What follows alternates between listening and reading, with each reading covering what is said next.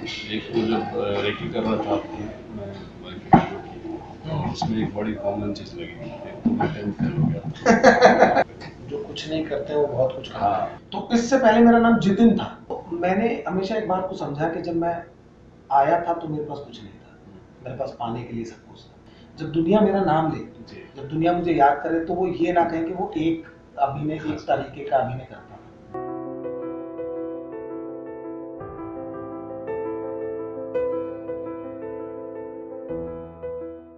नमस्कार, फिल्मेनिया एंटरटेनमेंट का ये खास सेगमेंट है, और इस खास सेगमेंट के एक खास मेहमान हमारे बीच हैं जतिन सरना, जिन्हें आजकल आप बंटी के नाम से ज़्यादा जानते हैं। तो जतिन का स्वागत करते हैं हम, और उनसे बातचीत शुरू करते हैं इस बात कही के सेगमेंट में। जतिन, स्वागत है आपका, आपने समय दिया। ये सेगमेंट हम लोग ऐसा रखते हैं बतकही का कि सीधे सीधे एक लड़का कैसे सामान्य से खास बन जाता है। दिल्ली का एक लड़का जिसे ABCD नहीं पता है, कुछ भी, वो 10th फेल 9th फेल हो जाता है, उसके स्कूल वाले उसे इग्नोर कर देते हैं कि भाई तुम्हें अगर हम पढ़ाते हैं तो फिर हमारे स्कूल का नाम खराब होगा, रिजल्ट खराब होगा।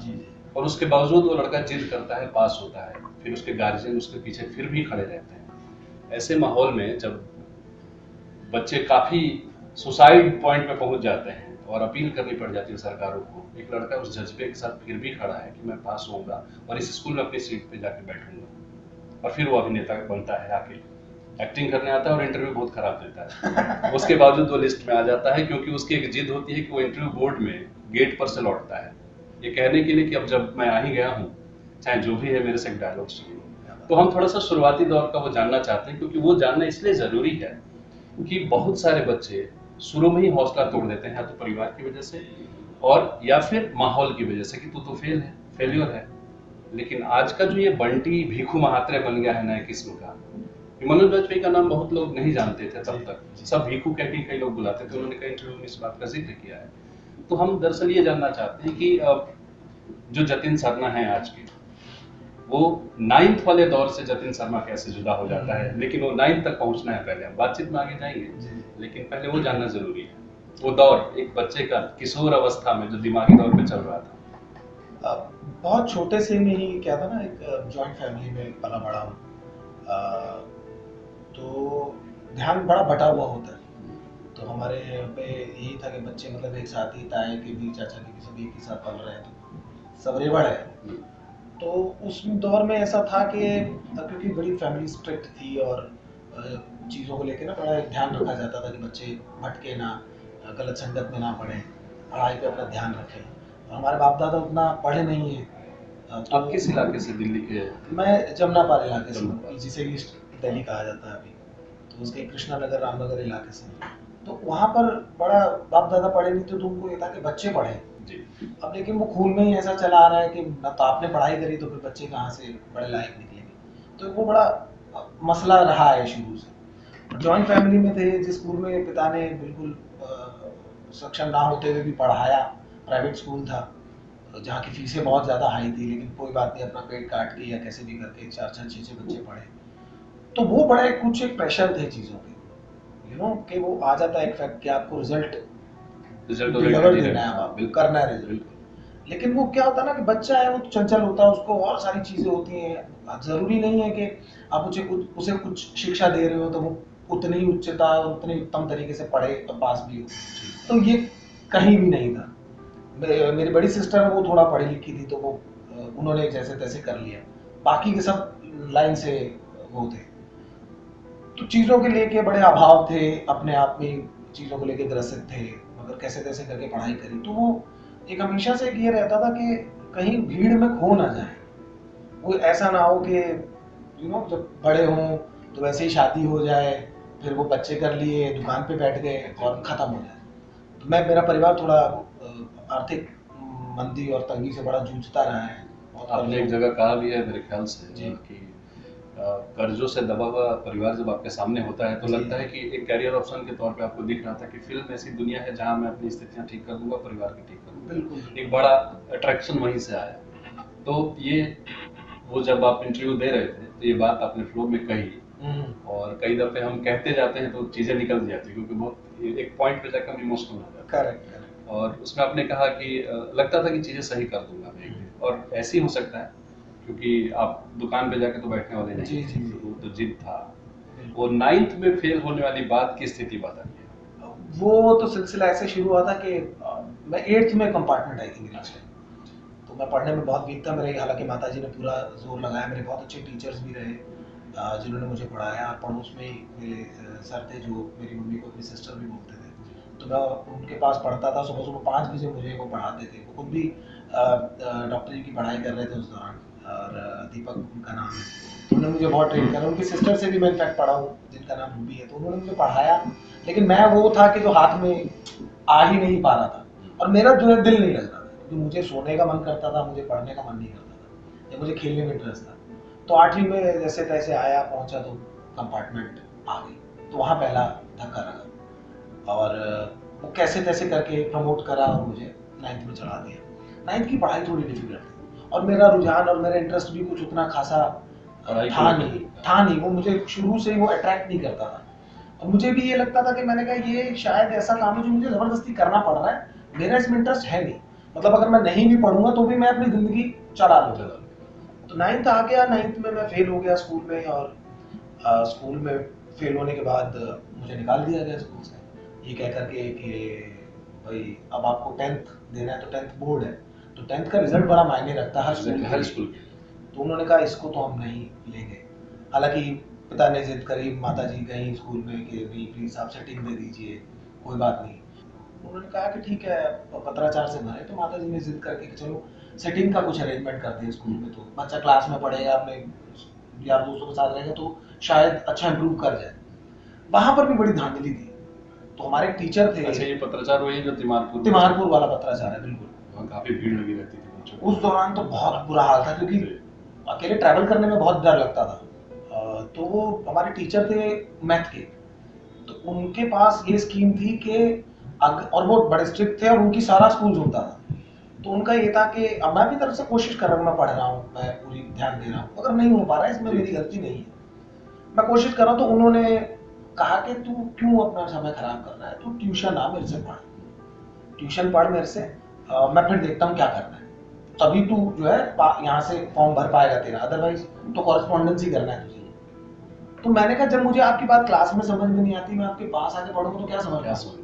और वहाँ यकीन जानिएगा, उनके जहाँ पे वो पढ़ाते थे वहाँ वो एक ऐसा था कि मतलब भीड़ लगी होती थी, करीबन 50 बच्चे एक साथ पढ़ते थे दड़बे पे, और वो खुद नहीं पढ़ाते थे, उनके आगे चुनिंदा कुछ लोग थे वो पढ़ाते थे, और मेरा बिल्कुल दिल नहीं लगता था। तो मैंने एक दिन फैसला किया कि मैं नहीं पढ़ूंगा, इनसे नहीं पढ़ूंगा, मैं कुछ भी करूंगा इनसे नहीं पढ़ूंगा। तो वो फिर तय हो गया कि इसको कॉरेस्पॉन्डेंस ही करने देंगे, यहाँ से होने ही नहीं देंगे इसका। जबकि मेरे साथ के जो लोग थे जो मेरे से भी नालायक थे, मेरे यार दोस्त थे, उन्होंने बाकायदा स्कूल से उसी साल प्रॉपरली ट्यूशन पढ़कर उनसे, तो क्योंकि वहाँ ट्यूशन में टीचर को खुश कर रहे थे वो, उनका वहां से हुआ, और मेरे से कम नंबर आए, कुछ तो फेल भी हुई।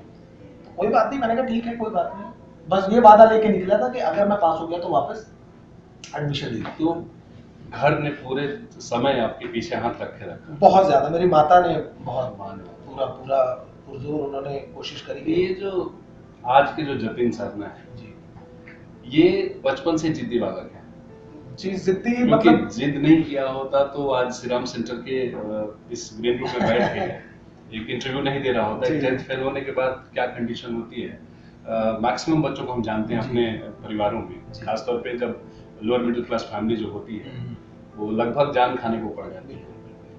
तो ये बात तो हमारे ऑडियंस को भी अपने बच्चों को दिखानी चाहिए कि अगर आप फेल हो सकते हैं शुरू में तो परिवार को उसके साथ खड़ा होना, उस बच्चे के साथ, क्योंकि कई सारी कंडीशंस काम करती हैं। तो इस पे हमने बात करते हैं थोड़ा सा थिएटर में काम करने का। एक लगभग मुझे लगता है 2 दर्जन से ज्यादा प्ले किया आपने। जी, लगभग 2 दर्जन से ज्यादा। हाँ, जो हम लोग की जो जानकारी, हाँ करीबन अब 30 हो गए। अब 30 हो गए। कल भी एक प्ले है आपका खिड़की, प्रियंका शर्मा के साथ। तो इस थिएटर वाले पूरे प्रोसेस में जो जतिन डेवलप हो रहे थे, क्योंकि आप जमुनापार से आ रहे थे, और एक दिल्ली के साउथ दिल्ली और 4 खांचों में बटी हुई जो दिल्ली है, उसमें जमुनापार की दिल्ली को मतलब गलत तरीके से ही देखा जाता है। और इस कल्चरल जो डिफरेंसेस को इजीली हम समझ सकते हैं जो दिल्ली में रहने वाले लोग हैं। कि जमुना पार का क्राउड है या जमुना पार की बस है तो ऐसी ही होगी अमूमन, और साउथ दिल्ली का है तो दूसरे तरीके का, रोहिणी का एक अलग स्टफ है। एक इस तरीके के डिफरेंसेस यूनिवर्सिटी में भी लोग गिनते रहते हैं कि साउथ दिल्ली के पूर्वी दिल्ली के है तो इनका ड्रेस कोड भी ऐसा ही होगा या वैसे ही बोलेगा, वेस्ट दिल्ली अलग है, साउथ अलग है। हाँ। तो मंडी हाउस में आप आते हैं, श्री राम सेंटर को आप ज्वाइन करते हैं। मैं इंटरव्यू की तरफ नहीं जाऊंगा क्योंकि आप ऑलरेडी कई बार कह चुके हैं, लेकिन एक बच्चा आता है जिसके स्कूली बैकग्राउंड का कुछ वो अंग्रेजी का माहौल नहीं है, बिल्कुल हिंदी मीडियम लड़का है, और उसके आसपास भी कोई कल्चरल सेंटर नहीं है उस तरीके का। वो लड़का थिएटर की तरफ आ जाता है और यहाँ कैसे एडजस्ट करता है फिर? ये मेरे लिए बहुत बड़ा वो था, क्योंकि हालांकि मैं प्राइवेट स्कूल में पढ़ता था, वहाँ पे भी उतने ही स्मार्ट और वैसे लोग बच्चे थे, थोड़ा सा तो था, लेकिन चूंकि वो एरिया थोड़ा वैसा था, तो आप जितनी भी पढ़ाई वैसे कर लें या जितने भी थोड़ी देर के लिए लोगों में रह लें, आखिरी में आपको वही पतली गलियों में आना है, जहाँ सब कुछ कूड़ा 25 गज और 50 गज के मकानों में उसी में रहना है। तो मैंने तो सीपी देखा तक नहीं था, मैं सेंट्रल दिल्ली आया नहीं था कभी। मैं 2006 में अगर मैंने श्री राम सेंटर ज्वाइन किया था, तो 2004 तक तो मेरा सीपी कनॉट प्लेस मेरा सपना था कि मैं कभी कनॉट प्लेस जाऊंगा। तो सुनता था कि मैं पालिका बाजार है, कनॉट प्लेस है, वहाँ कपड़े मिलते हैं, तो मैंने कभी जिंदगी में नहीं देखा था। तो वो जब मैं यहाँ आ रहा था, या यहाँ जब मैं ब्लू लाइन वाला दौर है, ये ब्लू लाइन वाला दौर, बिल्कुल। यहाँ 350 350 नंबर बस निकलती थी और 63-36 करके नंबर एक बस होती थी जिसमें मैं ट्रैवल करता था अपनी नौकरी के दिनों में, जब मैं करोलबाग नौकरी करने जाया करता था। तो उस दौरान इधर से जब कभी निकलना होता था तो मैंने ये एरिया मैं चुनता था, क्योंकि 39 नंबर जो बस है वो निकलती थी नई दिल्ली रेलवे स्टेशन की तरफ से, जो 350 है वो इस मंडी हाउस को क्रॉस करके निकलती थी। और यहाँ चौराहे पे लोगों को मैं अभिनय करते हुए देखता था, तो मुझे लगता था यही मेरी जगह है। कीड़ा वहीं से आया, ये बहुत पहले से वहीं से था। किसी फिल्मी एक्टर को देख के नहीं प्रभावित हुए कि मुझे बनना है? नहीं, मैं बिल्कुल प्रभावित। अमूमन लोग कहते हैं कि मैंने फिल्म देखी, मुझे लगा कि ये हीरो मुझे पसंद आया। मैं पीछे इंटरव्यू हम लोग राजेश तालन जी से बात कर रहे थे, तो अमिताभ बच्चन का बड़ा उनके ऊपर था एक प्रभाव, और मोस्टली कई लोगों का रहता है कईयों पे। तो जतिन सरना पे किसका प्रभाव पड़ा था प्राइमरीली, कि लगा कि ये फील्ड मेरे लायक है? अक्षय कुमार साहब का मेरे पे बहुत प्रभाव था। मैं मतलब हार्डकोर फैन था उनका। इनफैक्ट वो एक किस्सा भी है, स्कूल में फैंसी ड्रेस कंपटीशन था, तो टीचर्स ने बोला था कि जो आप जीवन में बनना चाहते हैं वो आप ड्रेसअप होके आइए। तो कई लोग कुछ बन के आए, कुछ बन के आए, तो मेरे पास सिर्फ क्लियर था, मैंने यही मौका है कि मैं तो एक्टर बनना चाहता हूँ। तो मैं बाकायदा मोहरा फिल्म के उसका पूरा ड्रेसअप करके मैं गया था। मैं परफॉर्म भी करा, कई 100 लोगों के सामने परफॉर्म किया मैंने। तो वहां से मेरा क्लियर हो गया और कि यही काम मुझे आता है और यही मैंने करना है। तो वहां से उनका बड़ा प्रभाव था। तो वो स्टंट्स करते थे, तो मैं खुद अपनी तरफ से मैं कोशिश करता था स्टंट्स करने की। तो स्कूटर उछाल देना एक टायर पे, साइकिल पे स्किट लगाना। अच्छा, इसका तो बचपन में क्योंकि इन इलाकों पे कुछ मेरा भी अनुभव है। जी जी जी। क्योंकि दिल्ली में शुरू में आया था, तो मैं मंगोलपुरी जैसी जगह पे, मुझे पता नहीं था मंगोलपुरी में रहा।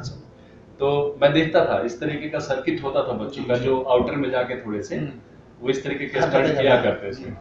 तो ये जमुना पार वाला मेरे वो दृश्य बन रहा है दिमाग में। तो अक्षय कुमार साहब आपके उस समय मतलब आइडियल थे। अभी भी मैं उन्हें बहुत पसंद करता हूँ और आशा करता हूँ कि उनके साथ कभी काम भी करूँ। निश्चित ही, आप जिस तरह से काम कर रहे हैं, मैंने एक शुरू में ही कहा कि मनोज बाजपेयी साहब जैसे भीखू महात्रे के नाम से मशहूर हो गए थे, वैसे अब बंटी के नाम से आप, जैसे मैं आप लोगों को बताऊं कि आपने नोटिस किया होगा कि जतिन सरना निकलने से पहले बंटी ही निकल रहा है मुंह से, क्योंकि किरदार जबान पे आके बैठ गया है।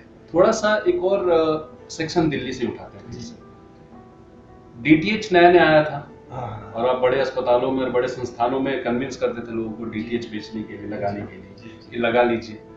ये क्या थिएटर के दौरान ही था कि थिएटर भी कर रहे हैं और डीटीएच वाला भी काम कर रहे हैं आप? नहीं, ये उससे जरा सा 1 साल पहले की बात है। तो मैं फादर के साथ बैठ रहा था उनके बिजनेस पे, लेकिन मैं थोड़ा सा अलग होने की फिराक में रहता था। तो मैंने सबसे पहले कोशिश करी थी कि मैं कॉल सेंटर ज्वाइन कर लूँ। तो मेरी नौकरी लग चुकी थी, कुछ 4500 रुपये पे नौकरी तय हुई थी। एयरटेल का, भारतीय टेलीकॉम था कोई उस पर, लेकिन मेरे पिताजी चाहते थे कि मैं वो ना करूँ। तो उन्होंने मेरे लिए कोई एक शोरूम में बात कर रखी थी। वो चाहते थे मैं शोरूम में जाकर नौकरी करूँ, काम सीखूँ, सेल्समैन बन जाऊँ। जी, सेल्समैन बन जाऊँ। तो मैंने कहा अगर मैं यहाँ नहीं जाऊँगा तो मैं वहाँ भी नहीं जाऊँगा। तो वो तय हो गया कि अगले दिन बिल्कुल या तो मुझे वहाँ जाना है या तो मुझे वहाँ जाना है। तो मैंने कहा मैं कहीं नहीं जाऊंगा, फिर मैं यही बैठूंगा। तो उसके बाद कुछ अरसा बीता था, तो फिर ये आया था नया नया, ये शुरू हुआ था सेट टॉप बॉक्स का जो सिस्टम था। तो हमें पर हॉस्पिटल जाके वो उनको समझाना पड़ता था कि आपके पास अगर इतने रूम्स हैं, इतने टीवी हैं, तो पर टीवी के हिसाब से ये सेट टॉप बॉक्स आपको हर जगह लगा और पर चैनल के हिसाब से रुपए देना पड़ेगा।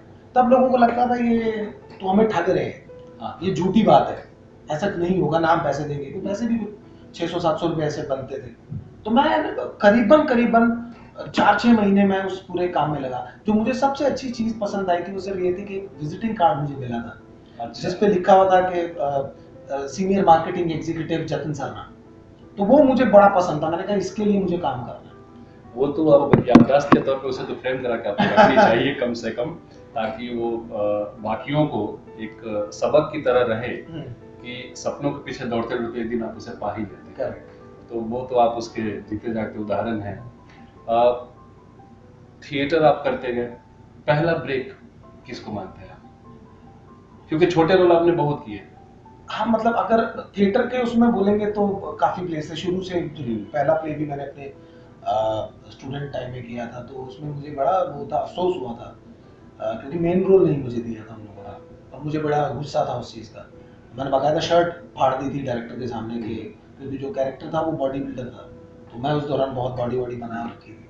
तो मैंने ऐसा पूरा शर्ट फाड़ के डायरेक्टर को बोला था कि ये है आपका हीरो, आप कहाँ किसी को ले रहे हैं। तो खैर उन्होंने जो मुझे कैरेक्टर दिया था वो जब मैंने किया, मैंने उसे बखूबी निभाया, और आई थिंक वो पसंद बहुत आया लोगों को। उससे काफ़ी मुझे मोटिवेशन मिला, काफ़ी हौसला मिला कि ठीक है, अगर मैंने वो भी किया रोल तो लोगों ने उसको पसंद किया और बहुत चाहा है। तो उसके बाद तो कई फिर नाटक जब मैंने रिपेटरी में किया तो फिर मेन रोल ही, अमूमन मेन रोल ही मैंने सब नाटकों में किया। मतलब फिर भी थिएटर में सबसे बड़ा किरदार कौन सा था आपका?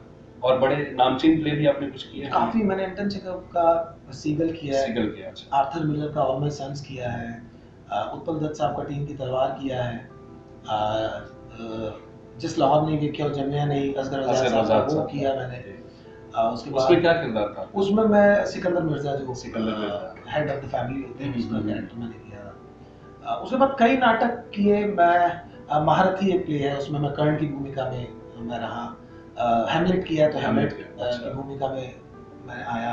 वीर अभिमन्यु किया तो अर्जुन की भूमिका की। तो काफी इस पे हम लोग थिएटर का इसलिए जानना चाह रहे हैं क्योंकि बिना तैयारी के मुंबई जाने के बाद लोखंड वाला कॉम्प्लेक्स में एक एक्टर रात भर टहलता है, क्योंकि उसके साथ खड़े नहीं होते, और उसके स्ट्रगल के दिनों में उन्हें बहुत कोई सामान्य बात नहीं लगती है, क्योंकि जनरली होता है, क्योंकि वो सब भी स्ट्रगल कर रहे होते हैं। जी। तो आपने भी इसको बड़े हैप्पी नोट पे कहा कि वो कर भी कह सकते थे जनरली। आपने कभी शिकायत उसकी, अगर मेरी जानकारी दुरुस्त है, बिल्कुल सही कह रहे हैं, तो आपने उस तरीके से उसको नहीं लिया, आपने कहा ये पार्ट ऑफ द लाइफ है, और ट्रेनिंग चूंकि मेरी नहीं है। जी। तो आप ट्रेनिंग लेने के लिए लौटे थे, और इतने सारे डिफरेंट सेट्स के प्ले आपने किए, तो ट्रेंड होके जो जतिन सरना मुंबई पहुंचा, उसने जाके कह दिया एक दिन, जैसे भीखू मात्रे साहब कहते हैं कि मुंबई की हमारी है। तो खैर सेकंड गेम्स पे आते हैं। दिल्ली की प्रैक्टिस, और खुशवंत साहब, जब खुशवंत सिंह जी जो लिखते हैं दिल्ली के बारे में, दिल्ली नॉवेल में, तो गालियों का जिक्र करते हैं। जी। वो जो किरदार है आपका, और वरुण ने और बाकियों ने जो लिखा, तो धड़ल्ले से गाली जैसे देता है, वो क्या स्क्रिप्ट का हिस्सा था, या बंटी का जो किरदार है, जो जतिन सरना जो उससे प्ले कर रहे हैं, वो एक्टर जतिन सरना का इम्प्रोवाइजेशन है?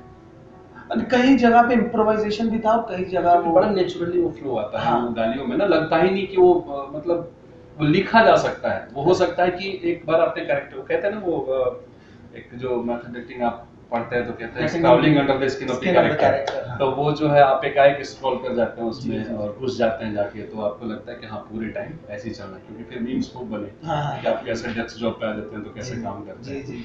तो ये सारी चीजें रही। तो वो जो पूरी रचना प्रक्रिया है बंटी की बनने की, उसके ऊपर थोड़ी सी बात करते हैं। दरअसल है क्या, ये मैंने काफी बार इसके बारे में जिक्र किया है। बंटी कोई ऐसा काल्पनिक कैरेक्टर नहीं है। बहुत बंटी घूम रहे हैं देश में हमारे, आप देखेंगे तो बहुत लोग हैं जो अपने धर्म का झंडा उठाकर बिल्कुल तैनात खड़े हैं कि उस धर्म की रक्षा वो करेंगे, जबकि उनको ये नहीं पता कि धर्म और भगवान उनकी रक्षा करेंगे। तो ये वाला जो है ना, ये मैंने काफी, आपने देखे होंगे वीडियोस बहुत वायरल होते हैं, जो लोग बिल्कुल माँ बहन कर रहे होते हैं दूसरों की, और मैं ये कर दूंगा तेरा, वो कर दूंगा, हर तरफ से। और ये भूल जाते हैं ये करते हुए कि दरअसल वो क्लास शो कर रहे हैं कि दरअसल जिसके पक्ष में खड़े हो रहे हैं उसकी भी छवि धूमिल कर रहे हैं। बिल्कुल, बहुत सही बात है। क्योंकि इसका एक वाक्य और जुड़ता है माफी के साथ, वो मुझे लगता है ऑडियंस को पता होना चाहिए कि वो थिएटर की बात है और मेरा एक काम हबीब साहब के ऊपर भी है। तो उसपे एक जगह जिक्र आता है जब जमादारी कर रहे हैं ग्वालियर में, और जमादारी में जब लोग जूते चप्पल चला रहे थे उनके ऊपर उनके शो में, जिस शो को बाद में सिर्फ पुलिस वालों ने देखा, शो मस्ट गो ऑन की थियरी पे काम करते, चलना है तो चलना है। तो उन्होंने कहा कि जूते मारो सालों को और जय श्री राम का नारा लग रहा था, तो उन्होंने माइक संभाला बकायदा ये कहा कि इमाम हिंद है, जो उनका कहने का लब्बुलवाब था, मैं एज इट इज नहीं बता रहा हूँ, लेकिन उनका इमाम हिंद है, इकबाल साहब ने भी लिखा है उनके लिए।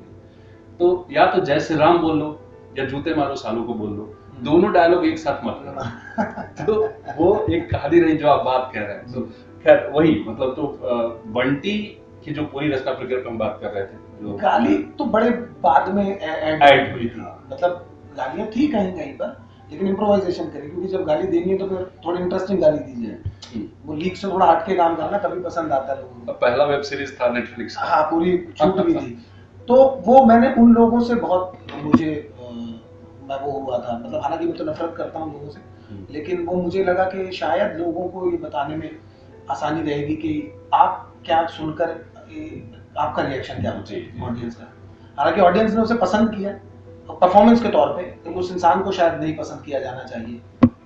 मुझे बहुत प्रेम है उस किरदार से, क्योंकि उसने मुझे पहचान दी है, लेकिन मैं नहीं चाहता हूँ कि बंटी जैसे लोग हों। लेकिन बंटी के मतलब मेरा पर्सनल स्टेक है ये, बंटी के पूरे किरदार को जब आप खेलते हैं तो मुझे जतिन सरना तो साइड हो जाते हैं एकदम, बिल्कुल किरदार रह जाता है, और उसकी ऑनेस्टी मुझे इसलिए दिखती है कि वो जब बोलता भी है ना तो पूरी ईमानदारी उसके जेहन तक दिखती है, पूरा का पूरा, चाहे वो गायतुंडे को लेके हो, चाहे जिस तरीके के उसके बिहेव है, तो ऐसा अमूमन किरदारों से तो उड़ा हुआ नहीं लग रहा है। इसलिए मैं कह रहा हूँ गालियों पे बात इसलिए जरूरी है कि लोगों को इतनी गालियां सुनने के बाद भी बंटी से प्यार क्यों हो जाता है। आपने कभी सोचा इस बारे में कि बंटी प्यारा क्यों लग गया फिर लोगों को? उसकी कुछ अपनी क्वालिटीज हैं। क्या होता है ना कि एक आदमी होता है जो आपको बुरा लगता है, वो बुरा नहीं लगता है, आपको उससे प्यार भी आता है, लॉयल है, साथ में ना थोड़ा सा तो इनोसेंट है, उसको समझ में नहीं आता कि सही और गलत एक्चुअली है क्या, क्योंकि वो मैनिपुलेटेड एक वॉक में चल रहा है। उसको जिस तरह की तालीम में, जिस तरह का उसको पढ़ाया गया है, जो उसने देखा है अपने आसपास, वो उसी को सच माने बैठा है। उसके बियॉन्ड वो एक्सपेरिमेंट करके अपने विवेक को टटोल के नहीं देख रहा कि क्या ये सही है क्या गलत है। और वो चल देता है। मिल्स जब बंद हुई थी बॉम्बे में, उसकी पैदाइश है, तो जब वो बाहर निकला है, उसके पास रोजी रोटी नहीं है, काम नहीं है, तो उसको अल्टीमेटली वो ही करना पड़ेगा। अपना वाली बात अच्छी याद दिलाई अपनी, क्योंकि उस पे सिटी ऑफ गोल्ड भी एक बनी थी फिल्म, कमाल की फिल्म थी, उसे देखी जानी चाहिए, क्योंकि कैसे बच्चे चीजें जब बंद हो जाती है, इंडस्ट्री बंद होने के, उन लोग कहाँ जाएंगे, जिंदा रहने का प्रश्न सबसे बड़ा प्रश्न। आप अभिनेता जतिन जो है, रोल की तैयारी के लिए क्या करते हैं? मैं सबसे पहले स्क्रिप्ट पढ़ता हूँ, कई बार पढ़ता हूँ, क्योंकि मुझे लगता है कि आधा काम वहाँ पर हो चुका होता है, और उसमें से आपको काफ़ी चीज़ें मिल जाती हैं जो आपको कैरेक्टर के लिए चाहिए होती है, और जो बचा कुचा काम होता है उसके लिए फिर मैं ऑब्जर्वेशन पे जाता हूँ। मैं पूरा सोचता हूँ कि क्या मैंने ऐसे इंसान को कहीं देखा है, क्या कोई ऐसा इंसान है जिससे मैं इसको रिलेट कर सकता हूँ। अगर ऐसा नहीं मिलता तो फिर मुझे उसको फाइनली लाना पड़ता है। अगर मैं इस सिचुएशन में जाता हूँ या मेरे साथ ये होता है इन गिवन सर्कमस्टांसेस में, तो मैं क्या बिहेव करूँगा।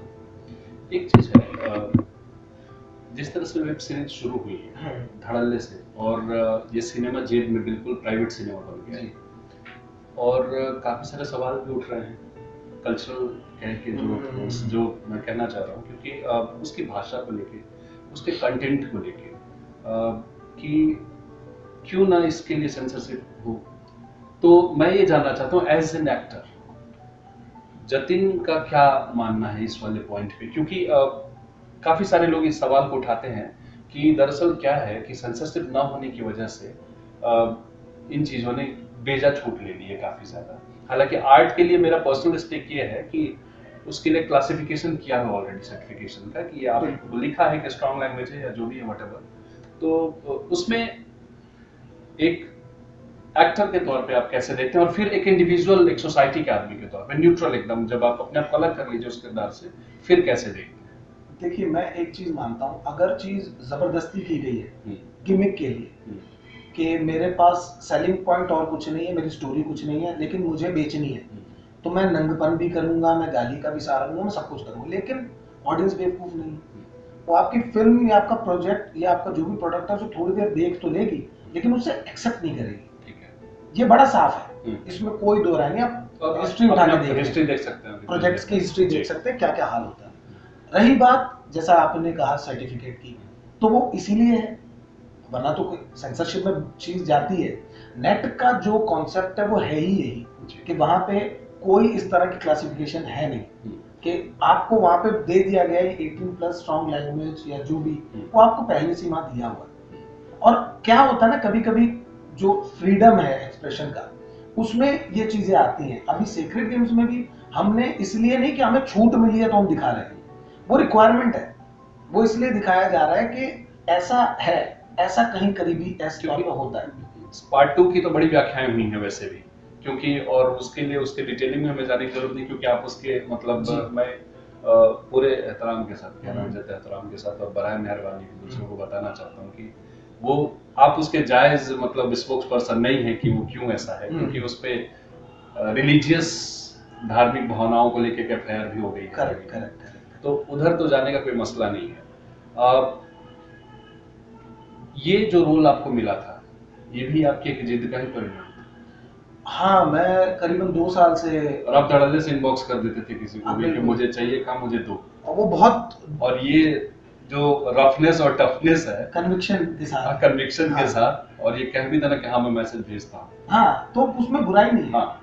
मैं 2 साल तक बिल्कुल नाकारा बैठा, ब्रेकिया गैंगस्टर रिलीज हुई, मुझे बहुत अच्छे रिव्यूज मिले कैरेक्टर को लेकर, लेकिन किसी कास्टिंग डायरेक्टर ने मुझे फोन नहीं किया, किसी डायरेक्टर ने मुझे कॉल नहीं किया, किसी ने मुझे कोई मदद नहीं दी, कुछ नहीं किया। और उसके बाद मेरे पास कोई रास्ता नहीं था सिवाय इसके कि मैं जो कि बड़े अप्रोचेबल है अनुराग कश्यप साहब, कि उनसे मैं सवाल करूं कि आपने मेरी पिक्चर एडिट करी है, आपने मेरी तारीफ करी है, जिसान की थी फिल्मों, बिल्कुल, तो फिर आप ही काम दो। जो वो कहते हैं ना, जो बोले वही कुंडा खोले। तो मैंने कहा कि आप ही काम दो। और मैं, क्योंकि बहुत ऐसा दौर आ चुका था, जेब से पैसे खत्म हो चुके थे, पैसा था भी नहीं मेरे पास, और खाने के लिए भी कभी कभी हो जाता था कि भूखे बैठना पड़ता था पूरा पूरा दिन, और नौकरी मैंने छोड़ दी थी श्री राम सेंटर की। सारा दिन बाहर मैं पेड़ के पास बैठा रहता था श्री राम सेंटर के सामने। तो मुझे रात को एक दौरा चढ़ता था जिसमें मेरे अंदर बहुत सारे थॉट्स घूमते थे, क्योंकि अगला सवेरा मुझे देखना था और मैं उसको फिर से खाली नहीं देखना चाहता था। मैं चाहता था कि कल मैं उठूं तो मेरे पास कुछ हो करने को, कहने को। तो मैंने अपने लिए छोटी छोटी खुशियां ढूंढ रखी थी कि कल मैं कुछ ये नया करूंगा, कल मैं कुछ वो नया कर दूंगा, कल मैं किससे बात करूंगा। तो वो सारी चीजें कॉन्टिन्यूसली दिमाग में मेरे चलने लगी। तो उसी का नतीजा था कि मैंने अनुराग सर को मैसेज करने शुरू करे कि मैं उनसे पूछूं कि क्या मैंने इतना बुरा काम किया है, तो फिर अगर लोग उसकी तारीफ कर रहे हैं तो फिर मुझे काम क्यों नहीं मिलता। मैंने उनसे ये नहीं कहा। अच्छा, कमाल की बात है कि नोटिस आप उससे, कई लोग जो सिनेमा देखने वाले लोग हैं उससे नोटिस कर चुके थे कि इसमें कुछ स्पार्क है। वो तो मैं, क्योंकि और इस शायद ये भरोसा आप एक्टर को भी खुद होता है जी। तो किस तरीके के किरदार जतिन शर्मा को पसंद है करने? अभी ये पूछना बड़ी जल्दबाजी है, लेकिन एक होता है ना ड्रीम प्रोजेक्ट जैसा कि कुछ ऐसा रोल मैं कर जाऊं। मसलन गब्बर सिंह हो गए, दुनिया गब्बर सिंह को गब्बर सिंह के नाम से जानती है। अमजद खान, आम भारत जो है, जो इस महानगर की सीमा से बाहर का है, वो कहता है कि गब्बर सिंह भी है फिल्म। करेक्ट। कौन सा किरदार मतलब करना चाहेंगे आप कि मुझे ये किरदार वंस इन लाइफ मिल जाए ना, मजा आ जाए टाइप से, ऐसा कुछ हो जाए? मैं बहुत ज्यादा फैसिनेट होता हूँ लव स्टोरीज से, और पैशनेट लव स्टोरीज से, उन कहानियों से जिनमें प्रेमी और प्रेमिका आखिरी में मिलते नहीं है। मेरा ऐसा मानना है कि दो प्यार करने वाले मिल गए तो फिर बात बनती नहीं है। मिलन अंत है सुखद प्रेम का, और वीरा है जीवन का। तो वो प्यार करने वाले आए और ना मिले, उसका जो अपना मजा है वो मुझे बहुत फैसिनेट करता है। मतलब मुझे लगता है कि बंटी से अलग लोगों को अगर ढूंढना है तो कम से कम जतिन को ऐसा रोल जरूर ऑफर होना चाहिए, क्योंकि पैशनेट लव स्टोरी में भी ये उतनी ही कन्विक्शन के साथ काम करेंगे, क्योंकि जिस कन्विक्शन को निभाया इन्होंने और आपने देखा है। प्रेम कहानियों में, थिएटर में कोई प्रेम कहानी की थी आपने स्टेज पे? बिल्कुल बिल्कुल। और जिसमें मतलब ऐसा लगता हो कि आपको वो किरदार से निकलने में टाइम लग जाता हो, क्योंकि जिस तरह से आप बता रहे हैं ना, और जो चमक आपकी बता रही है, किरदार करते समय तो आप निकलने में भी टाइम लगा होगा फिर करते समय। वो बड़ा होता है पहले, क्योंकि आप वो इतनी करीबी चीज है ना, वो आपका मन है उसमें, तो आप फिर उसकी तैयारी उस तरह लेवल पे करते हैं। कई नाटक ऐसे होते हैं जिनमें आपको पता है यार मुझे ज्यादा कुछ करने की जरूरत नहीं है, मैं थोड़ा बहुत इधर उधर हिंग और ये मिर्ची डालूंगा कर लूंगा, उसमें खेल जाएंगे। तो एक नाटक था जो मैंने बहुत ही शुरुआती दौर में किया था, उसमें था बोलती दीवारें।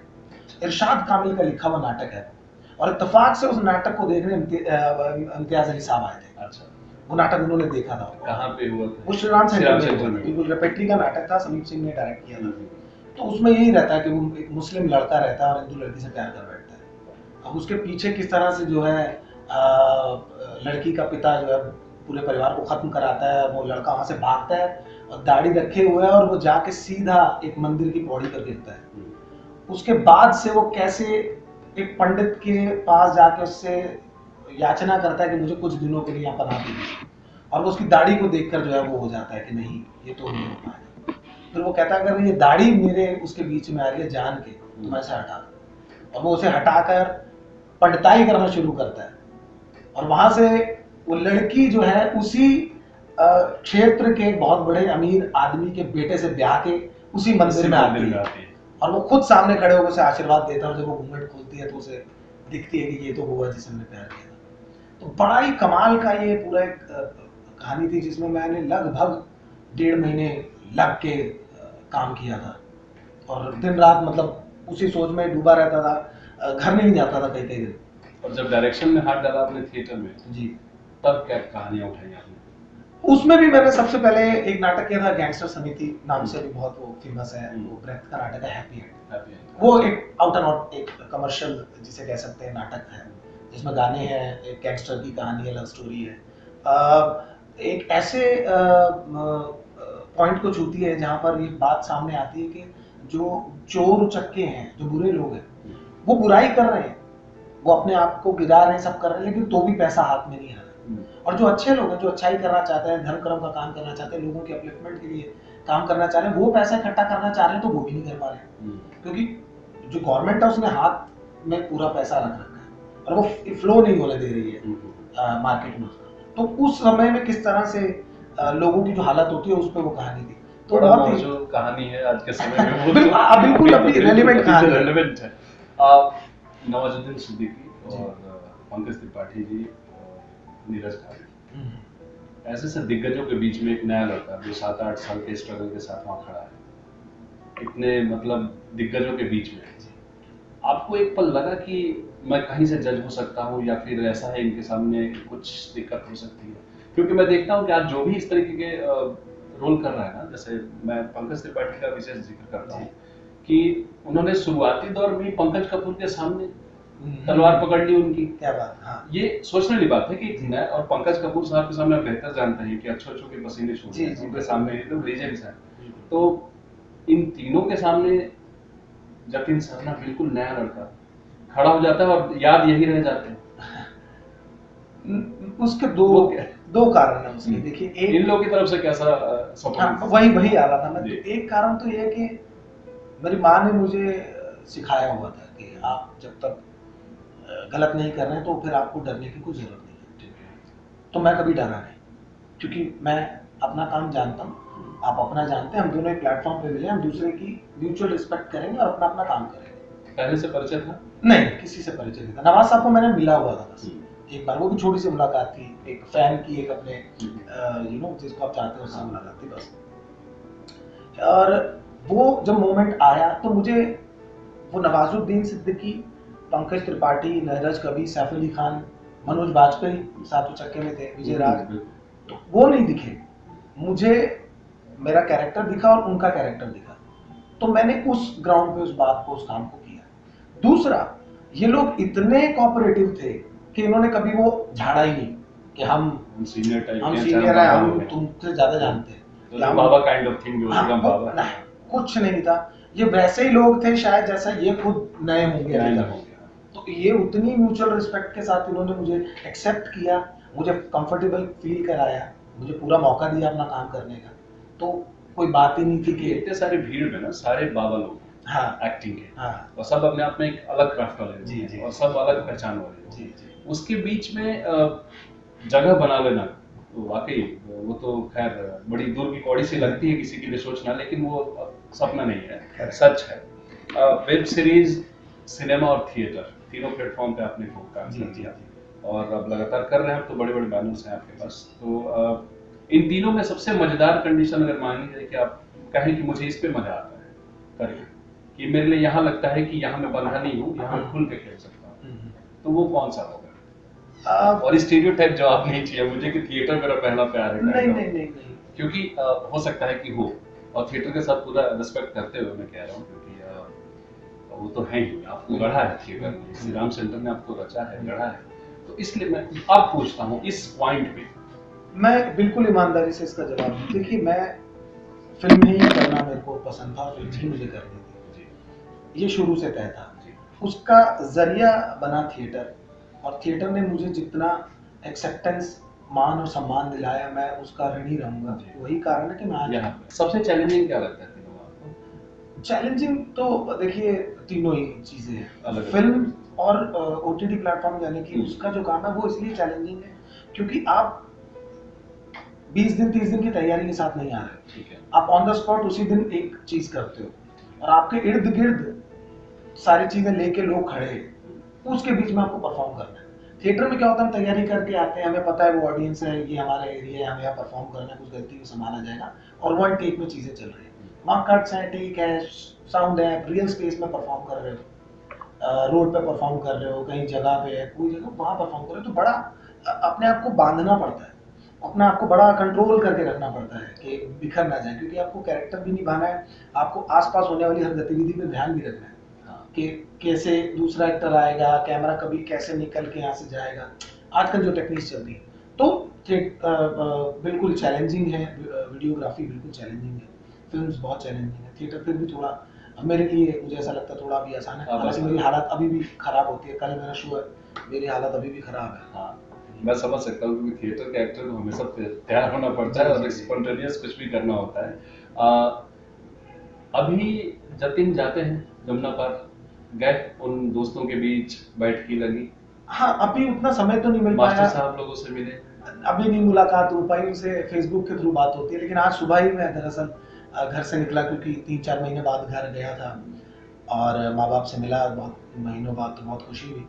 तो अभी आज सुबह ही मैंने अपना ही बुलेट निकाल कर जो है मैं राइड पे निकला, और मैं अपने स्कूल गया, गलियों में गया, और मैं क्योंकि मैं इंग्लैंड में था तो मैं बहुत मिस कर रहा था, मेरे जहन में बार बार आता था कि मुझे उन गलियों में जाना है, मुझे वो मंदिर देखना है, वो घर देखने हैं, बचे हैं कि नहीं बचे हैं, क्या कंस्ट्रक्शन हो गई है, क्या क्या और शहर लगातार बदल रहा है। बिल्कुल बिल्कुल बिल्कुल।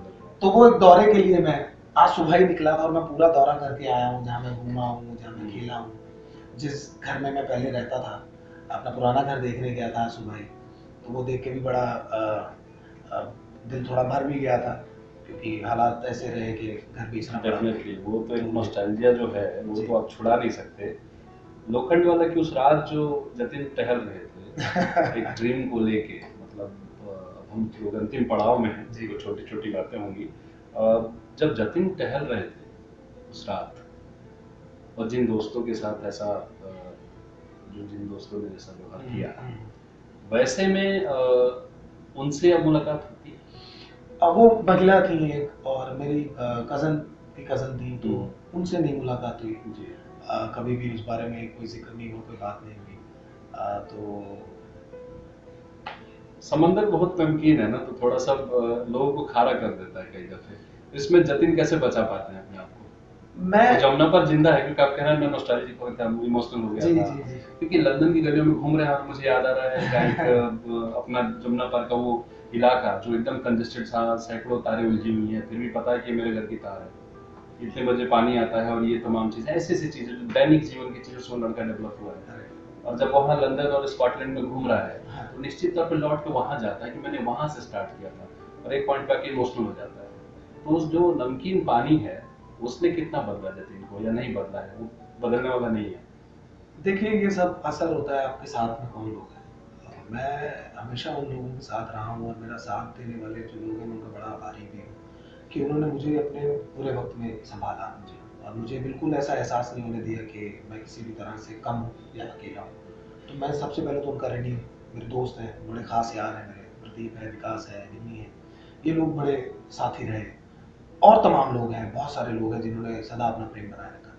तो मैंने हमेशा एक बात को समझा कि जब मैं आया था तो मेरे पास कुछ नहीं था, मेरे पास पाने के लिए सब कुछ था। आज जैसे जैसे चीज़ें मिल रही हैं तो मैं आभारी हूँ सब, यू नो, भगवान को जो मैंने दुआएं की हैं आज भी करता हूँ, माँ बाप का जो आशीर्वाद है, प्यार करने वालों का जो स्नेह है, उसका आभारी हूँ। तो मैं बिगड़ने जैसा तो है ही कुछ नहीं। ये चीज मैं देखता हूँ कि अभी जो भी ये दौर है ना सिनेमा का, मैं जो नोटिस कर रहा हूँ और हमारे जैसे काफी लोग नोटिस कर रहे हैं कि एक्टर्स की वापसी का दौर हो गया है। जो स्टार सिस्टम से ज्यादा एक्टर नोटिस होने लगे हैं। एक चेहरा देखते हैं लोग कहते हैं अरे वो फला है, उसके लिए देखेंगे, उसके लिए देखने जाते हैं कि नहीं इसको तो देखना ही देखना है, वो उसके साथ जुड़ के देखने लगे। ये कस्बे वाले बच्चे हैं, छोटे शहर वाले बच्चे, छोटे इलाकों के बच्चे हैं, जिनको उस वो पहचान अब इंडस्ट्री में दिखने लगी है कि नहीं ये अब रूल कर रहे हैं आपसे आके। वो स्विट्जरलैंड वाला सिर्फ मामला नहीं है क्या रहेंगे चौल में और एकाएक जब डांस सीक्वेंस होगा तो स्विट्जरलैंड पहुंच जाएंगे 2 मिनट में। वो बरेली में पहुंच सकता है, वो कृष्णा नगर पहुंच सकता है, कहीं भी पहुंच सकता है, सादरा चला जाएगा। उसके लिए जरूरी नहीं है कि वो हमेशा साउथ एक्स में ही नाचेगा। तो खैर अंतिम बात, आने वाले प्रोजेक्ट्स आपके कौन कौन से हैं? फिल्मों में और वेब सीरीज में कहाँ दिखने वाले हैं? एक वेब सीरीज की तकरीबन बात चल रही है एकता कपूर जी के साथ, मतलब ऑल्ट बालाजी के साथ शायद वो होगी। बाकी 83 पे मेरा पूरा फोकस है, कबीर खान साहब की, बहुत शिद्दत से और दिल से मेहनत से उस पर काम चल रहा है और सबने अपनी जी जान लगा रखी है। आपका किरदार क्या है उसमें? मैं यशपाल शर्मा का कैरेक्टर प्ले कर रहा हूँ उसमें, Indian cricket middle order batsman, तो उनका मैं किरदार निभा रहा हूँ। बाकी कुछ एक फिल्में हैं जो मैं कर चुका हूँ, तो वो भी उसी जद्दोजहद में कि वो सिनेमा हॉल में रिलीज होगी या फिर ओटीटी प्लेटफॉर्म पे आएगी, तो ये सब कुछ। तो ऑल्ट बालाजी का आपने जिक्र किया जी, इस बदकही को खत्म करने से पहले ऑल्ट बालाजी का नाम सुनते ही वो कुछ खास किस्म के सीरीज ध्यान में आते, तो कहीं हम फिर से जतिन को बंटी पार्ट 2 में रिपीट होते तो नहीं देखेंगे? नहीं, वो ना तो मैं खुद करना चाहता हूँ, ना ही तो आपके लिए बेहतर नहीं होगा। नहीं, मैं देखिए मैंने हमेशा यही माना और मैं यही चाहता हूँ कि जब दुनिया मेरा नाम ले, जब दुनिया मुझे याद करे, तो वो ये ना कहे कि वो एक तरीके का अभिनय करता था। मैं चाहता हूँ कि मुझे याद करें तो उनके लिए 10 से 15 या उससे भी ज्यादा प्रोजेक्ट, वो भी वैसा था, वैसा भी बहुत बढ़िया था, वैसा भी बहुत बढ़िया था। तो मैं वर्सेटैलिटी को लेके चल रहा हूँ, उस पर मैं निरंतर काम कर रहा हूँ कि किस तरह से अपने आप को हर एक नए प्रोजेक्ट के साथ नया कैरेक्टर मैं दे सकूँ, चाहे वो मेन रोल में हो, चाहे वो एक सहायक भूमिका में हो।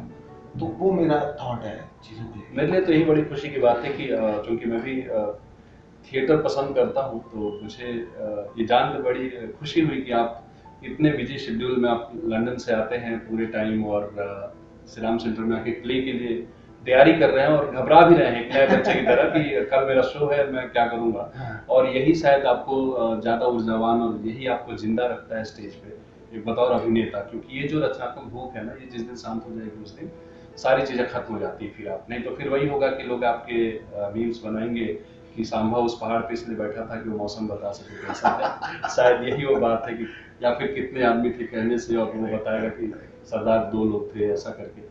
तो उस किरदार से बचना चाहते हैं। आपने हमें बहुत समय दिया और जतिन साहब बहुत मजा आया आपसे बात करके। आपके आगे के भविष्य के लिए फिल्म इंडिया की तरफ से बहुत बहुत शुभकामनाएं आपकी। तो ये थे Jatin Sarna, eminent theatre personality और सिने आर्टिस्ट। इनको हम बंटी के नाम से जानते हैं, उपनाम इनका बन गया अब तो सीक्रेट गेम्स के थ्रू। अगली बार अगले एपिसोड में किसी और बड़ी पर्सनालिटी के साथ हम हाजिर होंगे। तब तक आप देखते रहिए फिल्म इंडिया एंटरटेनमेंट और इसे सब्सक्राइब भी कर लीजिए। शुक्रिया।